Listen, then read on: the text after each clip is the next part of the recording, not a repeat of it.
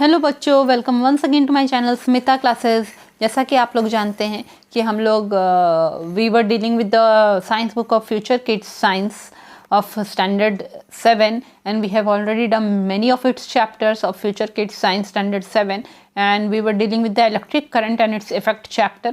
We have already done one part of this chapter and this is the 13th chapter, electric current and its effect. We will be doing the next part today. We will start from circuit breaker.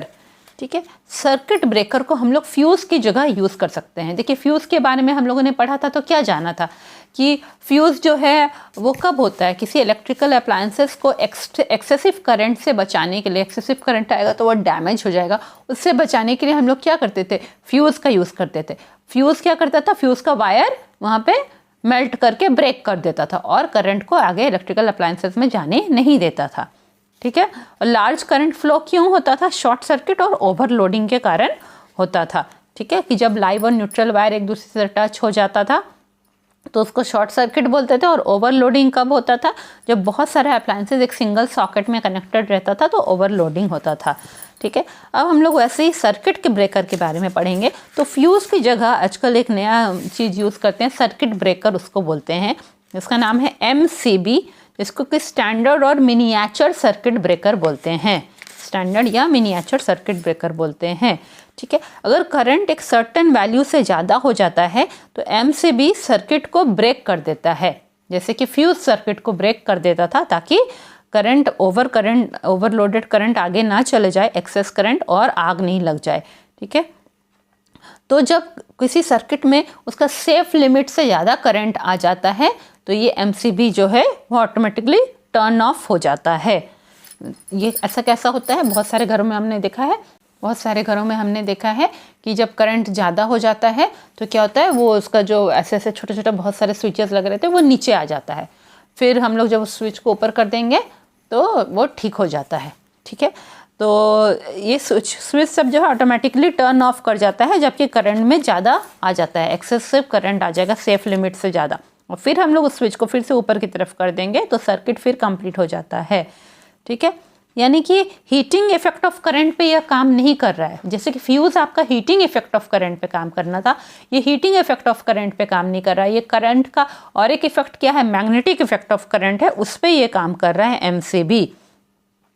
ठीक है, यहाँ पे एक और जानकारी हम लोग को जाननी चाहिए कि जितने भी फ्लोरेसेंट ट्यूब्स होते हैं और जो CFL होते हैं, हम लोगों ने CFL के बारे में पढ़ा ना, कि जितने भी वो वाइट लाइट वाले लंबे ट्यूब टाइप के, छोटे इतने लंबे ट्यूब वाले नहीं होते थे बल्ब, CFL जो होते थे वो सब में क्या होता है कि मर्क्यूरी वेपर भरा रहता है फ्लोरेसेंट ट्यूब और CFL में, और वो टॉक्सिक होता है। मर्क्यूरी एनवायरनमेंट को भी नुकसान पहुंचाता है, ह्यूमंस को भी नुकसान पहुंचाता है, तो टॉक्सिक मर्क्यूरी वेपर उसमें भरा हुआ रहता है। इसीलिए अगर वो डैमेज हो जाए तो उनको सेफली डिस्पोज करना चाहिए।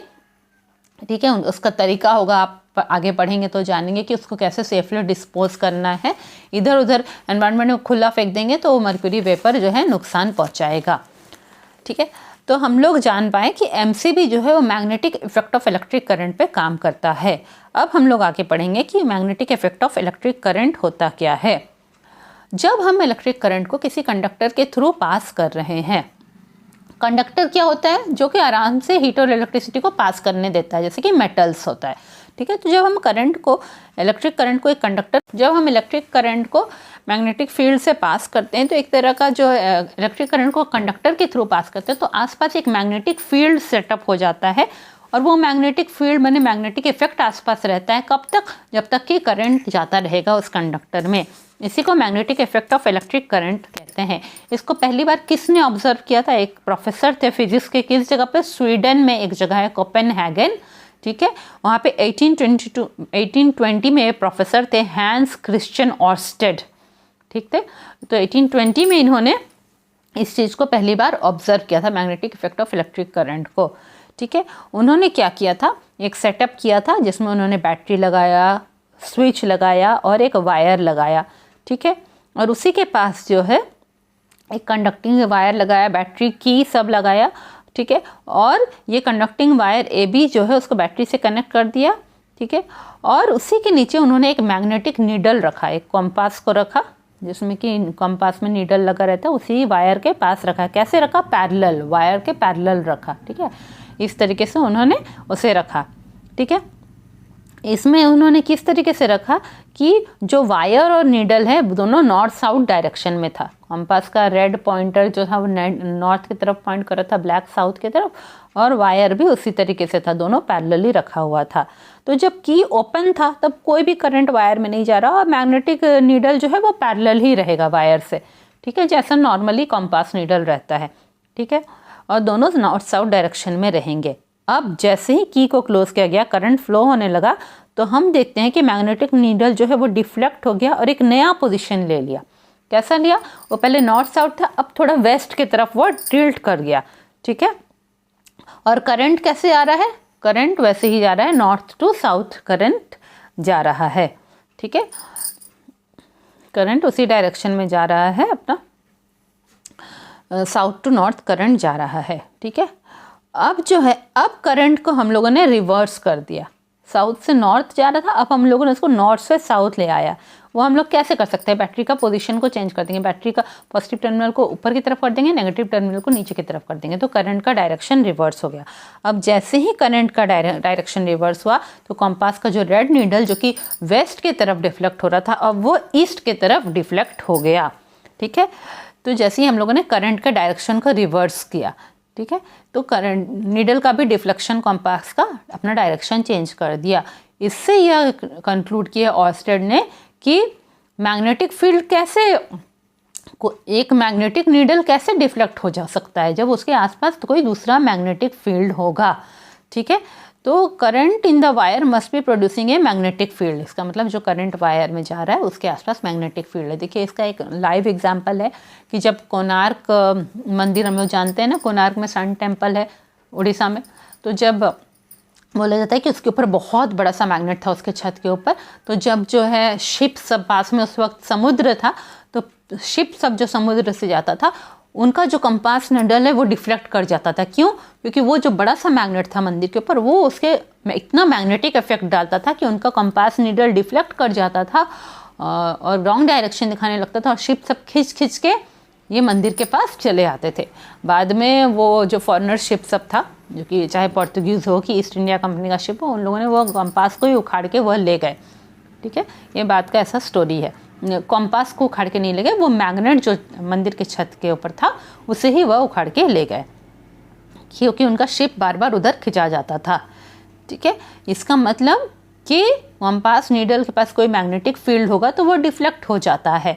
तो ऑर्स्टेड ने अपने एक्सपेरिमेंट में क्या किया, इसी में वो देखना कि वायर में जब करंट पास हो रहा है तो एक मैग्नेटिक फील्ड क्रिएट हो रहा है।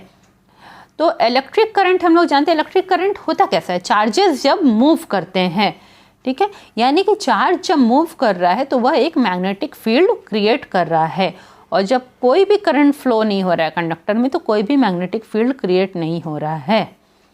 ठीक है, अब आप लोग एक एक्सपेरिमेंट के थ्रू भी कर सकते हैं कि मैग्नेटिक फील्ड इलेक्ट्रिक करंट एक कंडक्टर में पास करेंगे तो मैग्नेटिक इफेक्ट होता है। कैसे है? आप एक मेटल के वायर को लेंगे, ठीक है, उसको एक ड्राई सेल के साथ, एक बैटरी के साथ उसको जोड़ेंगे, मैग्नेटिक कॉम्पास एक उसमें लगाएंगे, एक स्विच के साथ उसको जोड़ देंगे। ठीक है, और सबको जो है आप वायर को सबको जोड़ देंगे।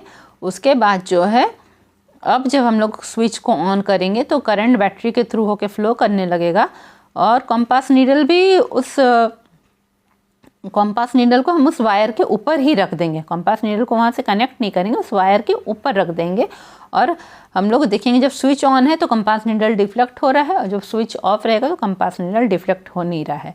ठीक है, तो इसका मतलब कि इलेक्ट्रिक करंट फ्लो कर रहा है कोई कंडक्टर में तो आसपास मैग्नेटिक इफेक्ट क्रिएट हो रहा है। मैग्नेटिक इफेक्ट को हम बढ़ा कैसे सकते हैं? अगर हम एक लंबा कॉयल ऑफ वायर लेंगे, लॉन्ग कॉयल ऑफ वायर लेंगे, जो वायर हम लोग यूज़ करें वो बहुत ज़्यादा लेंथ का लेंगे, और स्ट्रेट वायर नहीं लेंगे, ऐसे थोड़ा घुमा हुआ वायर लेंगे और ज़्यादा स्ट्रेट वायर नहीं लेंगे, और लॉन्ग कॉयल यूज़ करेंगे तो मैग्नेटिक इफेक्ट बढ़ सकता है। मैग्नेटिक इफेक्ट और भी कब बढ़ सकता है? अगर कॉयल जो है एक सॉफ्ट आयरन का रॉड है, बहुत हार्ड नहीं हुआ आयरन, सॉफ्ट आयरन का रॉड है, उसके ऊपर कॉयल बार बार लपटा हुआ है, और तब उसमें हम करंट पास करेंगे तो मैग्नेटिक इफेक्ट और भी बढ़ जाता है। ठीक है, मैग्नेटिक इफेक्ट वैसे में बढ़ सकता है। आपके देखिए बुक में एक डायग्राम दिखाया है ना कि एक आयरन का कोर है और उसके ऊपर वायर बहुत सारा लपटा हुआ है वायर, और उसको बैटरी से कनेक्ट करके जब उसमें करंट पास कर रहे हैं तो उससे उसमें आके सेफ्टी पिन सब चिपक जा रहा है, मतलब वहाँ पे मैग्नेटिक इफेक्ट क्रिएट हो गया है। तो आगे हम लोग पढ़ेंगे इलेक्ट्रोमैग्नेट के बारे में कि इलेक्ट्रोमैग्नेट क्या होता है, आखिर इलेक्ट्रोमैग्नेट जो कि इलेक्ट्रिक मैग्नेट होता है उसे कैसे बनाया जाता है। ठीक है, वो भी ऐसा कॉयल ऑफ वायर है, वायर लपटा हुआ है बहुत सारा, किसके थ्रू, एक सॉफ्ट आयरन कोर है, सॉफ्ट आयरन का टुकड़ा है, उसके ऊपर वायर को कॉयल कर करके गोल गोल घुमा घुमा के लपटा गया है। ठीक है, अब है सिंपल, आप आयरन रखेंगे, आयरन का एक कांटा रखेंगे, है ना, नेल रखेंगे, आयरन नेल, क्या वो दूसरे आयरन ऑब्जेक्ट को अपनी तरफ चिपकाएगा? नहीं चिपकता है। क्यों? क्योंकि आयरन नेल सिंपली तो मैग्नेट नहीं होता है ना। पर अगर आप जो है आप उसको उस आयरन के ऊपर बहुत सारा वायर लपेट देंगे और उसको कनेक्ट कर देंगे करंट से, तब आप देखेंगे कि वो मैग्नेट के जैसा काम करने लगता है। उस समय वो जो है कांटा सब वो मैग्नेटाइज हो जाएगा, आयरन का कांटा सब आके उसमें चिपक जाएगा, आयरन नेल्स। ठीक है, तब ऐसा हो सकता है। अब है कि जब हम किसी वायर को जिसमें करंट कैरी हो सकता है, ऐसे वायर को ट्विस्ट करके घुमा घुमा के कॉयल जैसा जब बनाएंगे, ठीक है, किसी चीज़ के ऊपर ऐसे ऐसे लपेट देंगे, कॉयल जैसा बनाएंगे, तब वो वायर सोलेनॉइड कहलाता है। ठीक है, अब जब इलेक्ट्रिक करंट सोलेनॉइड के ऊपर हम इलेक्ट्रिक करंट को पास करेंगे, ऐसा एक आयरन का टुकड़ा है उसके ऊपर लपेट लपेट के वायर लपटा हुआ है, वो सोलेनॉइड बन गया वो वायर। अब हम जब उसमें इलेक्ट्रिक करंट पास करेंगे तो वो पूरा जो वो सोलेनॉइड के भीतर भी मैग्नेटिक फील्ड क्रिएट होगा, आसपास भी हल्का मैग्नेटिक फील्ड क्रिएट होगा, और वो जो आयरन का जो टुकड़ा है, ठीक है, जो पास में हम लोग एक आयरन नेल लाएंगे तो वो भी मैग्नेटाइज हो जाएगा और वो आयरन नेल जो है एक इलेक्ट्रोमैग्नेट बन जाएगा। जैसे कि आपका एक एक्टिविटी यहाँ पे दिखाया गया है कि एक बड़ा सा जो आयरन नेल होता है जो दीवार में हम लोग ठोकते हैं, आयरन का कंटा, एक बड़ा सा कंटा लेंगे, ठीक है, उस पर हम वायर को टाइटली पूरा लपेट के रखेंगे, 25 बार हम उसको लपेटेंगे। ठीक है, और सेम ही डायरेक्शन में लपेटेंगे, एक के ऊपर एक बार नहीं लपेटेंगे, अलग अलग 25 टाइम्स वायर को उसमें लपेटेंगे। ठीक है, और वायर के एंड का इंसुलेशन, वायर के ऊपर इंसुलेशन रहता है ना, प्लास्टिक कोटिंग रहता है, तो एंड का प्लास्टिक कोटिंग को हम हटा देंगे और उनको कहाँ से अटैच कर देंगे, उनको उसके एंड को बैटरी से अटैच कर देंगे। ठीक है, और बैटरी को एक स्विच से कनेक्ट कर देंगे। अब जो है सर्किट पूरा बंद हो गया। अब हम जब स्विच को ऑन करेंगे तब क्या होगा कि हमारा इलेक्ट्रोमैग्नेट तैयार हो गया है। अब जो है हल्का हल्का पेपर क्लिप सब जो बना रहता है या छोटे छोटे आयरन के टुकड़े वगैरह कुछ कुछ होते हैं, उन सबको हम लोग वहाँ लाएंगे। हाँ, वो लंबा आयरन का कंटा के पास लाएंगे। ठीक है, तो हम लोग देखेंगे वो सब आके उससे चिपक जा रहा है, यानी वो जो सोलेनॉइड हम लोग बनाए हैं वो अब एक इलेक्ट्रोमैग्नेट की तरह काम कर रहा है। और जैसे ही करंट ऑफ करेंगे वो सब जो चिपका है वो टूट के अलग अलग हो जाएगा, निकल जाएगा और चिपक के नहीं रहेगा। यानी जब करंट ऑफ कर देंगे तो इलेक्ट्रोमैग्नेट नहीं है, और जब करंट ऑन करेंगे तब वो इलेक्ट्रोमैग्नेट है। ठीक है, तो मैग्नेटिक फील्ड जो कॉयल के भीतर है वो 0 हो जाता है जैसे ही करंट को हम लोग स्विच ऑफ कर देते हैं। तो जो मैग्नेट जो कि मैग्नेटिक फील्ड बनाता है, a magnet form due to the magnetic field of electric current is called an electromagnet. Electric current के मैग्नेटिक फील्ड के कारण जो चीज़ मैग्नेट बन जाता है वो इलेक्ट्रोमैग्नेट कहलाता है। यानी इलेक्ट्रिक करंट के साथ जो मैग्नेटिक फील्ड बनता है उसके कारण कोई चीज़ अगर मैग्नेट बन रहा है तो वह इलेक्ट्रोमैग्नेट कहलाता है। और ये टेम्पररी मैग्नेटिज्म होता है और इसको स्विच ऑन ऑफ हम कर सकते हैं। इलेक्ट्रोमैग्नेट का एंड में पोल्स होता है। ठीक है, इलेक्ट्रोमैग्नेट का भी एंड में पोल्स होता है। जैसे एक बार मैग्नेट लेंगे उसका भी एंड होता है ना, नॉर्थ साउथ पोल होता है, इस तरह इलेक्ट्रोमैग्नेट का भी एंड में पोल्स होता है। तो उसका कौन सा नॉर्थ पोल है कौन सा साउथ पोल है ये जानने के लिए हम लोग क्या करते हैं, पास में कॉम्पास रख देते हैं। तो कॉम्पास जिस डायरेक्शन में दिखाता है वो नॉर्थ साउथ डायरेक्शन होता है, तो हम लोग को पता चल जाता है कि वो करंट किस डायरेक्शन में जा रहा है। अब करंट को रिवर्स करने, अगर हम लोग रिवर्स करना है तो हम लोग दूसरे डायरेक्शन से करंट भेजने लगेंगे और पोल्स भी चेंज हो जाएगा, जो साउथ था वो नॉर्थ बन जाएगा, जो नॉर्थ था वो साउथ हो जाएगा। ठीक है, तो इस तरह हम लोग उसका पोल्स को इंटरचेंज भी कर सकते हैं। कभी उसको नॉर्थ साउथ अलग तरीके से, वायर का ऊपर वाला नॉर्थ होगा, नीचे वाला साउथ होगा। कभी उल्टा भी कर सकते हैं, नीचे वाला को नॉर्थ बना सकते हैं, ऊपर वाला को साउथ, कैसे, करंट को रिवर्स करके। ठीक है, अब जो है हम लोग वो इलेक्ट्रिक फील्ड को स्ट्रॉन्ग कैसे कर सकते हैं। ठीक है, क्योंकि अगर ज़्यादा स्ट्रॉन्ग इलेक्ट्रोमैग्नेट होगा तो वो ज़्यादा मैग्नेटिक मटेरियल को अट्रैक्ट कर सकेगा। तो एक तरीका क्या है कि इलेक्ट्रोमैग्नेट को और भी स्ट्रॉन्ग किया जाए कि उसमें लार्ज करंट उस कॉइल में पास किया जाए। ठीक है, लार्ज करंट पास करेंगे तो इलेक्ट्रोमैग्नेट ज़्यादा स्ट्रॉन्ग हो जाएगा। दूसरा तरीका कैसे उसको स्ट्रॉन्ग बनाने का है कि जो नंबर ऑफ कॉइल्स हम किए हैं, हम 25 बार टर्न किए थे ना, उसको हम नंबर ऑफ कॉइल्स को बढ़ा देंगे। वो आयरन का टुकड़ा के ऊपर बहुत ज़्यादा 100 टाइम्स 200 टाइम्स हम वायर को लपेट देंगे तो वो ज़्यादा स्ट्रॉन्गर इलेक्ट्रोमैग्नेट बन जाएगा। इसी तरह किस चीज़ से हम कोर बना रहे हैं, नॉर्मली तो हम सॉफ्ट आयरन यूज़ कर रहे हैं, तो किस सब्सटेंस से हम कोर बना रहे हैं वो भी इफेक्ट डालेगा मैग्नेटिक फील्ड के स्ट्रेंथ पे। ठीक है, हम लोग आपकी बुक में डायग्राम आप देखिए कि सॉफ्ट आयरन का कोर हमने यूज़ किया तो सबसे अच्छे से वो इलेक्ट्रोमैग्नेट बना रहा है। स्टील कोर थोड़ा सा अच्छा इलेक्ट्रोमैग्नेट नहीं बना पा रहा है, और जो एयर कोर है, ठीक है, वो तो बिल्कुल भी इलेक्ट्रोमैग्नेट अच्छे से नहीं बना पा रहा है। ठीक है, तो कोर मटेरियल पे भी डिपेंड करता है।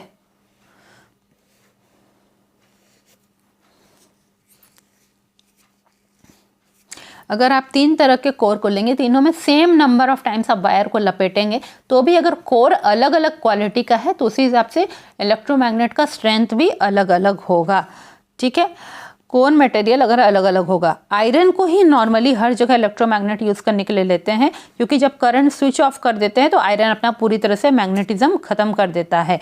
पर स्टील को हम नहीं जल्दी यूज़ करते, क्योंकि स्टील का जब हम करंट स्विच ऑफ करेंगे स्टील में तब भी थोड़ा मैग्नेटिज्म रह जाता है। ठीक है, तो एक तरीके से स्टील परमानेंट मैग्नेट के जैसा काम करने लगता है। तो मैग्नेटिक फील्ड का स्ट्रेंथ को कैसे हम बढ़ा सकते हैं? ज़्यादा करंट पास करके, number of turns of wire on the coil को बढ़ा के, ज़्यादा बार कॉयल आयरन वायर को लपेट के, या फिर सॉफ्ट आयरन कोर लेके हम अच्छा स्ट्रॉन्गर इलेक्ट्रोमैग्नेट बना सकते हैं। ठीक है, अब है यूजेस ऑफ इलेक्ट्रोमैग्नेट। ठीक है, परमानेंट मैग्नेट के कंपैरिजन में देखेंगे तो इलेक्ट्रोमैग्नेट का एक डिसएडवांटेज है। देखिए, परमानेंट मैग्नेट में क्या है, हर समय उसमें मैग्नेटिज्म रहेगा, पर इलेक्ट्रोमैग्नेट का डिसएडवांटेज क्या है कि उसमें लगातार आपको एनर्जी सप्लाई करते रहना पड़ेगा।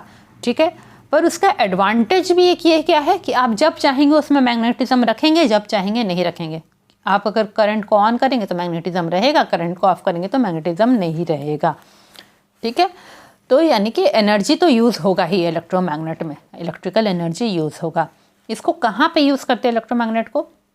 इलेक्ट्रोमैग्नेट्स को क्रेन सब में यूज़ करते हैं, कि जहाँ पे लोहा का जंक यार्ड है, जहाँ बहुत गार्बेज पड़ा हुआ है, वहाँ से लोहे की चीज़ों को उठाना है तो क्रेन में हम इलेक्ट्रोमैग्नेट लगा देते हैं, और वो वहाँ से नीचे क्रेन का हैंडल को जब नीचे करेंगे तो वो लोहे के कार, लोहे के बड़े बड़े टुकड़े वकड़े वहाँ से चिपका के उठा के ले आएगा।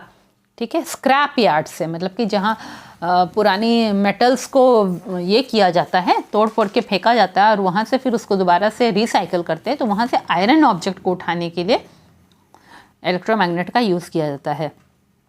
डॉक्टर्स भी इलेक्ट्रोमैग्नेट को यूज़ करते हैं। ठीक है, अगर किसी पेशेंट के बॉडी में जो है आयरन फिलिंग्स चला गया, देखिए कई बार होता है ना, जो एक्सप्लोसिव फैक्ट्री वगैरह के पास काम करते हैं, ठीक है, तो वहाँ पे क्या होता है कि छोटे छोटे आयरन के टुकड़े वगैरह भी एक पर्सन ह्यूमन बॉडी के स्किन में घुस जाते हैं, या आँखों में कई बार फैक्ट्री वगैरह में घुस जाता है, तो उनको निकालने के लिए भी डॉक्टर्स जो है टेम्पररी इलेक्ट्रोमैग्नेट का यूज़ करते हैं। ठीक है, आँखों से निकालने के लिए वो इलेक्ट्रोमैग्नेट का यूज़ करते हैं, जो कि थोड़ा कम स्ट्रेंथ का रहता होगा। ठीक है, ज़्यादातर मॉडर्न ट्रेन और ट्रैम सब जो है, ट्रेन्स और ट्रैम आप जानते हैं, ट्रैम कलकत्ता में चलता है ना, पटरी पे ही चलता है, ट्रैम एक अलग तरीके का, और ट्रेन, ये सब भी इलेक्ट्रोमैग्नेट यूज़ करता है। ट्रैम का पटरी अलग होता है और सिंपल ट्रेन का पटरी अलग होता है। ट्रैम का पटरी रोड पे भी बिछा रहता है। मैगलेव ट्रेन एक है बर्मिंघम में, बर्मिंघम एयरपोर्ट के पास मैगलेव ट्रेन है। ठीक है, वो ट्रैक के ऊपर ऊपर चलता रहता है। ठीक है, क्यों वो ट्रैक के नज़दीक ही रहता है? इलेक्ट्रोमैग्नेट की मदद से वो ट्रैक के से नज़दीक ही रहता है। ठीक है। तो वो राइड बहुत ही स्मूथ होता है क्योंकि वो ट्रैक से पूरा टच नहीं रहता है, टकराता नहीं है, ट्रैक से थोड़ा ऊपर ही रहता है, तो स्मूथली राइड करके जाएंगे और बहुत शांत रहता है, कुछ आवाज़ नहीं होता है।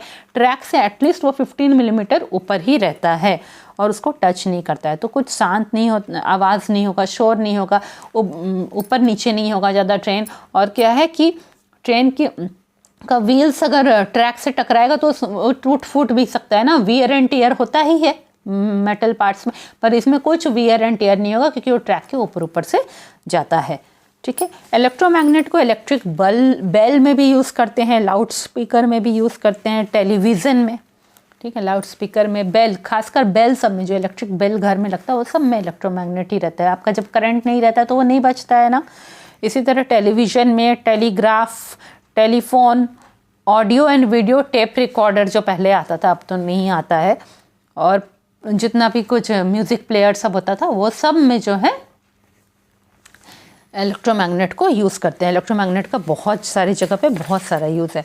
तो आप लोग के लेसन में एक और चीज़ है, इलेक्ट्रिक बेल के बारे में आप लोग को अच्छे से समझाना होगा, जो कि इलेक्ट्रोमैग्नेट को यूज़ करके हो रहा है। तो हम नेक्स्ट क्लास में समझेंगे इलेक्ट्रिक बेल के बारे में। तो इलेक्ट्रिक बेल के बारे में समझेंगे तो आपका ये चैप्टर कंप्लीट हो जाएगा, electric current and its effect. उसके बाद जल्दी ही हम लोग नए चैप्टर पे जाएंगे जो कि है लाइट चैप्टर, और लाइट चैप्टर कंप्लीट करते ही आपका जो है कोर्स इस बुक का कंप्लीट हो जाएगा। और एक लाइट चैप्टर पढ़ा दूंगी, बस इस बुक का कोर्स कंप्लीट हो जाएगा। जल्दी ही मिलते हैं हमारे नए वीडियो में। तब तक मेरे चैनल को देखते रहे, सब्सक्राइब करें, फ्रेंड्स के साथ शेयर करें वीडियो और बेनिफिट उठाएं। Thank you.